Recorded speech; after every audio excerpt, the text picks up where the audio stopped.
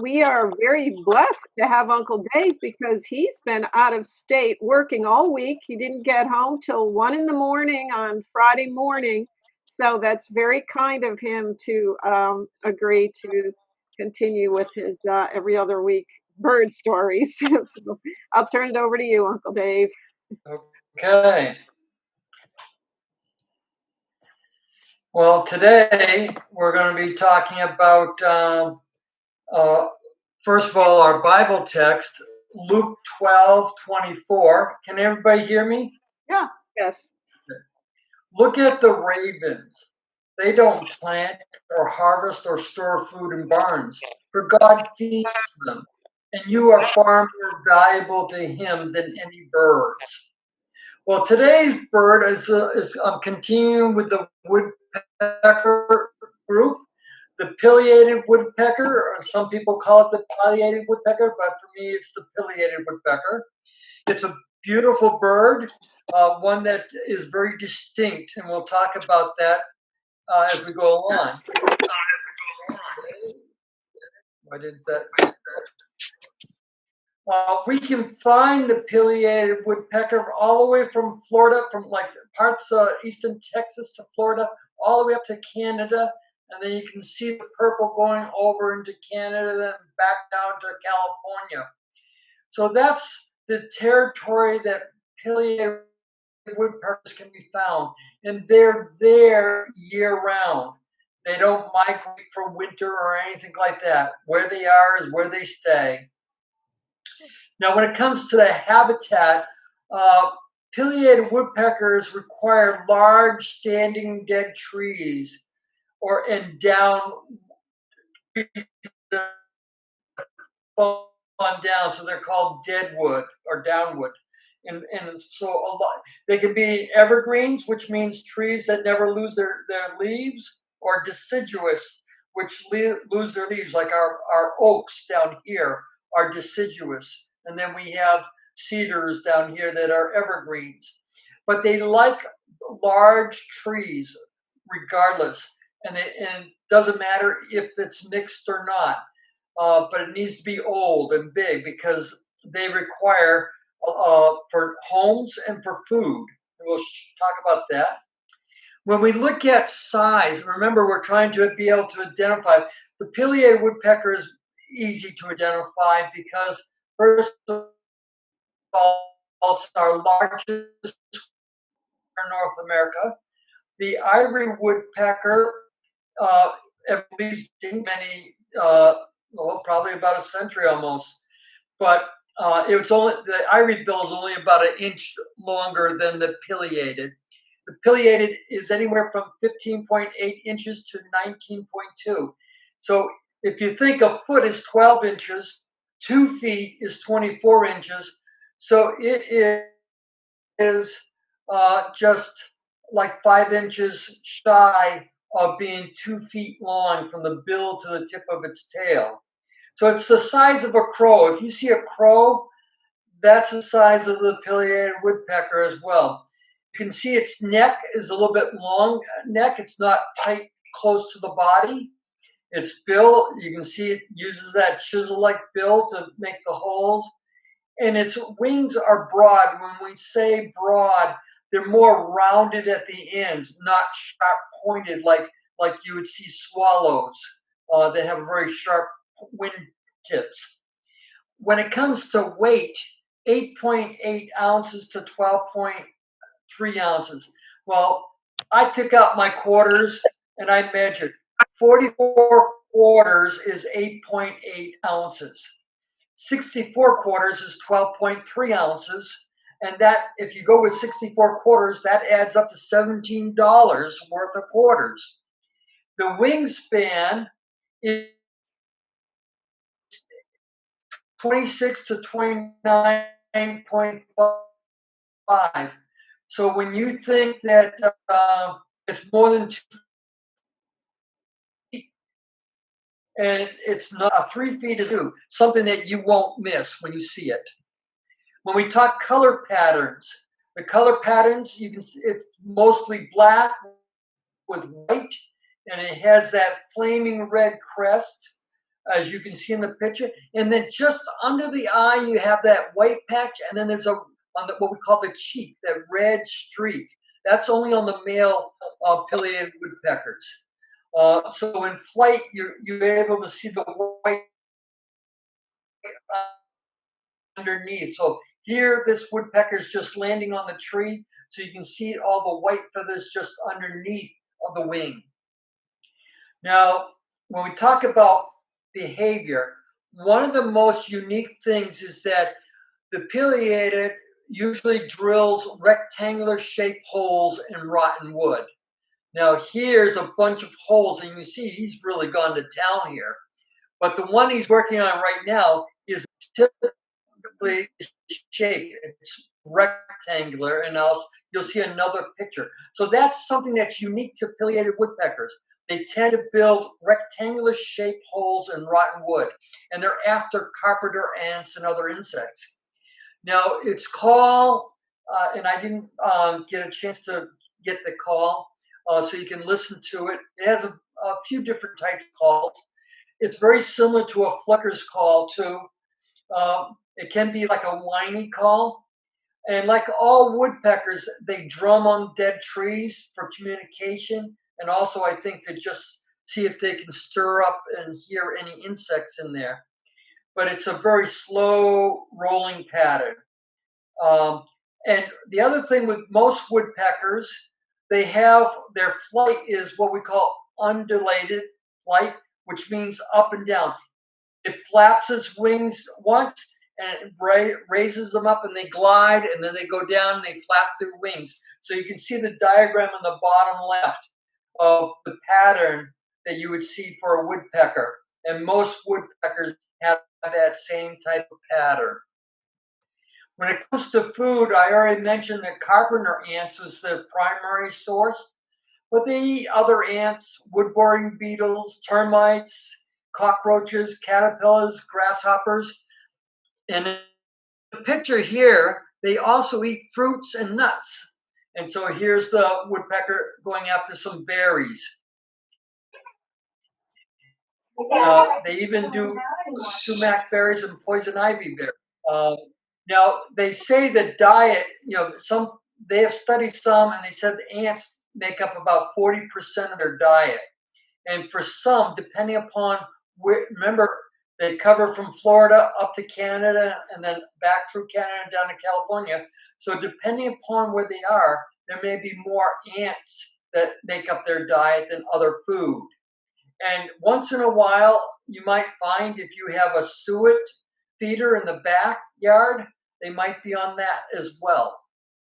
Now, when I told you about when they go to feed and they do rectangular, what about that hole? Look at that. It was looking for carpenter ants and beetles, and it just chisels it all the way down. So that we call this like gashes in a tree. So the pileated woodpecker just worked itself down looking for those grubs. So he spent a lot of time coming back to this tree to get that hole like that.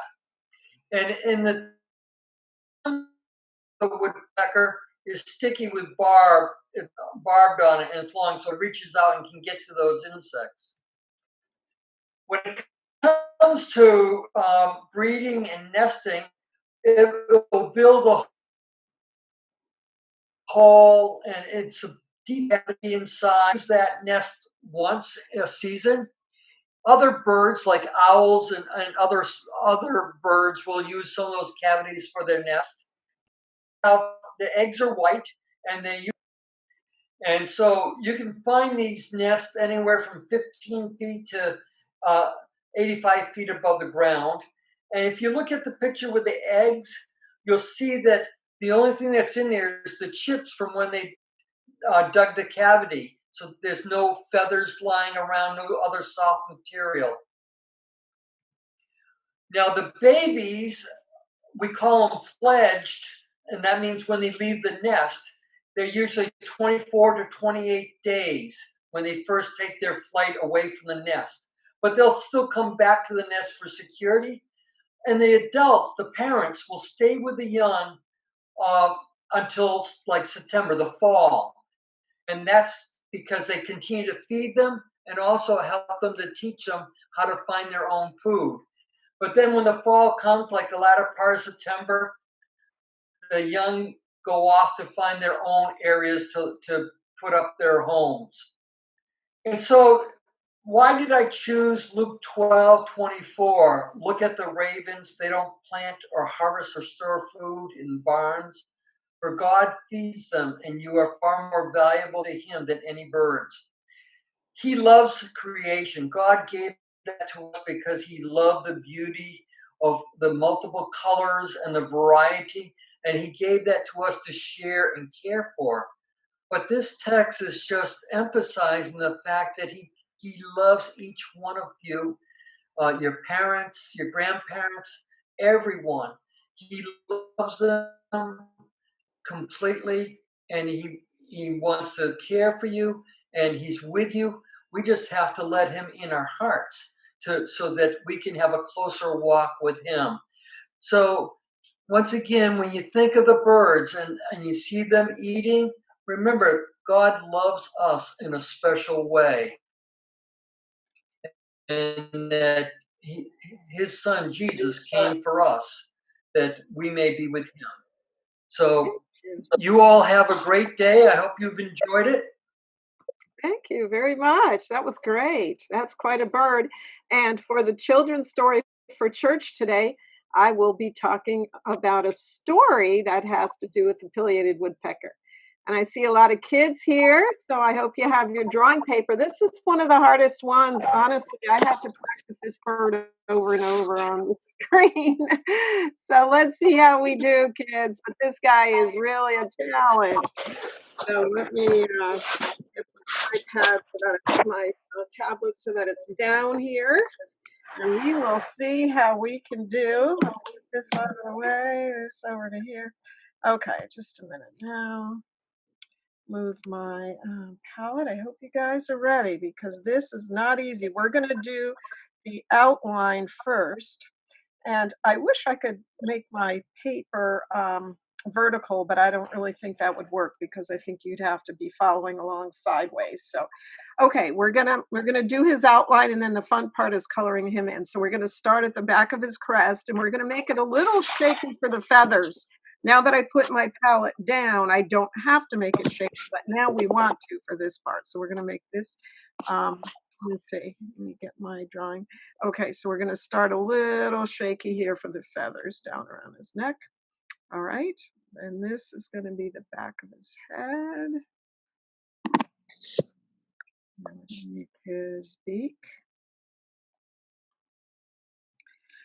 All right, now we're going to make his chest over here. I'm going to come back over here. Yeah, I'm going to definitely run out of room here for what I wish I had, but all I'm going to be able to do. All right, I'm going to, all right, I may erase a little bit. Sorry, guys. Okay, I'm going to do that a little differently. Okay, let's just come in here, go over to the tree where he's going to be on the tree. Come down and around. We're going to make his other claws.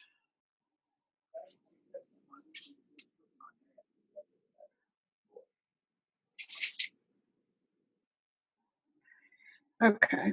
All right. So now we get to put in our color, which will make him start to look a little better. You're going to have to trust me. He will come along a little bit here. All right. This is the fun part. I love this brilliant red. This makes the whole hard part worth it. Oh, wait. I got to put in his eye. Let's see here. Go back to this. All right. Let's put in his eye right here. Just a minute. Actually,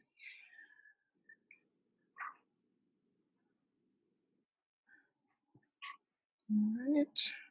And we got to give him a little yellow around. Put this in here. All right, this is my okay. Let's see now. All right, back to his crown. He's gonna go over to here, down to here. Hopefully, when we get this guy colored in, he's gonna look a little better than you would expect. But I do say I had a very, very hard time with this guy. All right, underneath his beak, let's do this.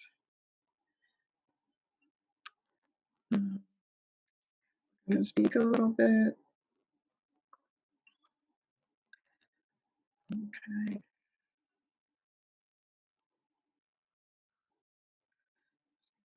We have the general outline, but hopefully we can fix him up a little bit.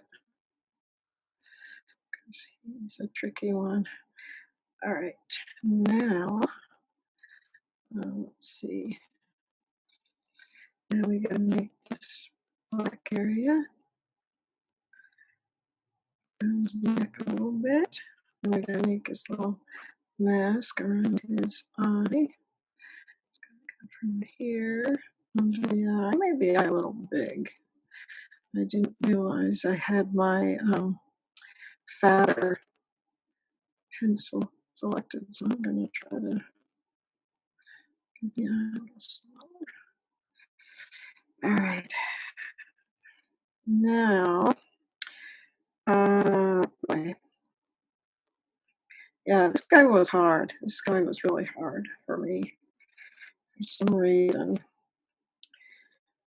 But he's an interesting bird for sure. And when you're coloring, try to go in the direction that the wings go. And you always want to leave some white because there's always light, or it would look maybe more like feathers if there's some white spaces in there. So leave a little white, but color in the direction that feathers would go. So you don't want to be coloring side to side to fill this part in, because that's not the direction they grow in. So just kind of color up and down like they would be feathers. That'll make them a little more feathery looking. And whenever you're painting or coloring, whatever direction something grows or goes in, that's how you want to be doing it. Otherwise, it's not going to come out as effective. See how that kind of starting to look like a little bit. Man, this poor guy, he needed to, I made him too fat. I don't know if I can even use one little line over here, but I definitely made him too fat. Well, you know what? You guys are going to be so happy because yours are going to look better than mine. So don't say I didn't do any favors, because yours is going to look a lot better than mine. We're going to give him a little red on the cheek. If he has a cheek, made him so fat. I don't know if he does. All right. So this is going to be really good for everybody's self-concept, because theirs is going to be so much better than mine. So see, that's a good thing, right? All right. Let's just give him some feathers down here a little bit. And then this is this other part of his wings that we really cannot fit all of them, but maybe you can. All right, give him a little more feathers here, here. Notice I didn't put the tree in this time yet, but I will. Alrighty, give him some feet here.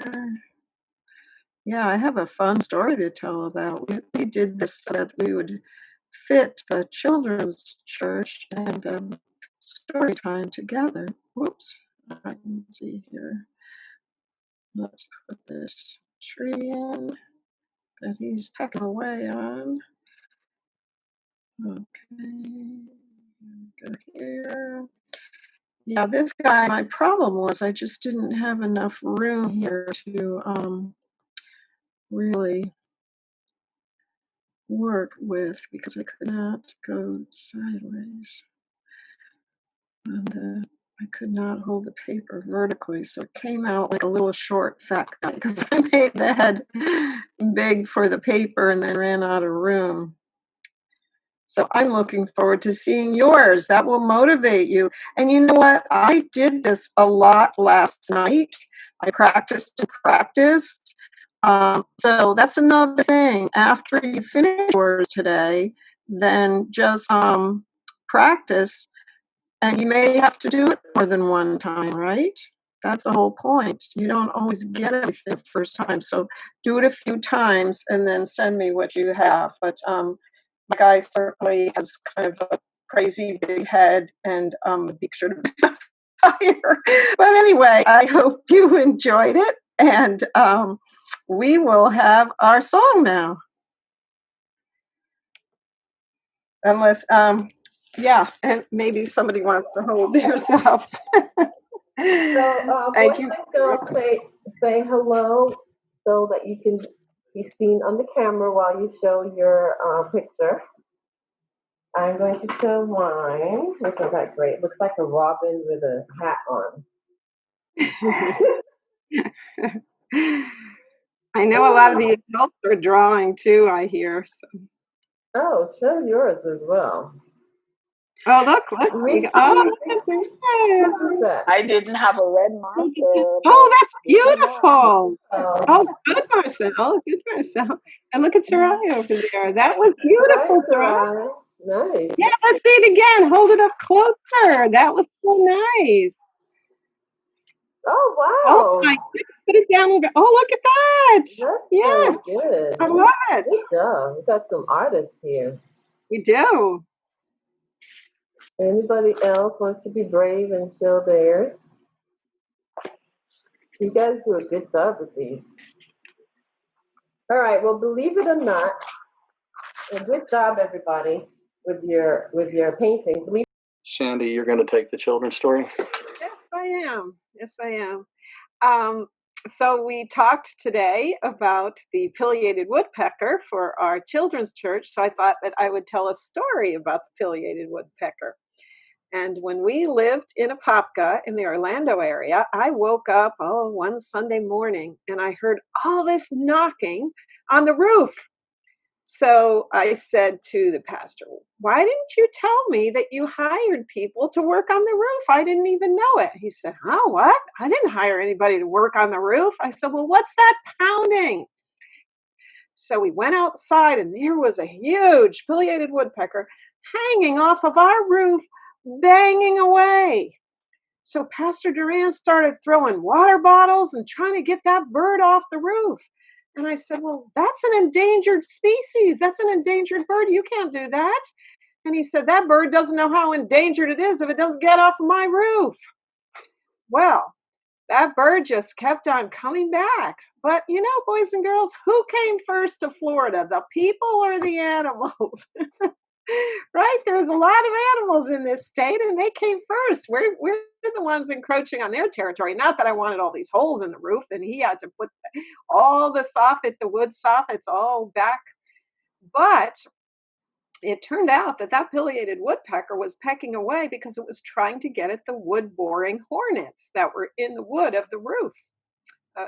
So do you know that there's something called the balance of nature? God has balanced everything perfectly. There may be some species and animals and things that we really don't like.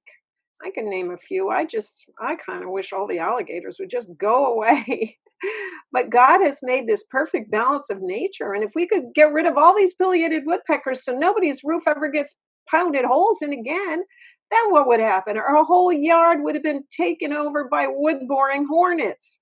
So every animal God has put in place to keep everything balanced. So we need to remember when we look at animals and plants and things, there may be some we don't quite like as much as others at times, but it's all part of God's plan to keep everything perfectly balanced for us. And I'm just so glad that we worship a God that's so powerful and who designed and engineered our planet in such a wonderful way.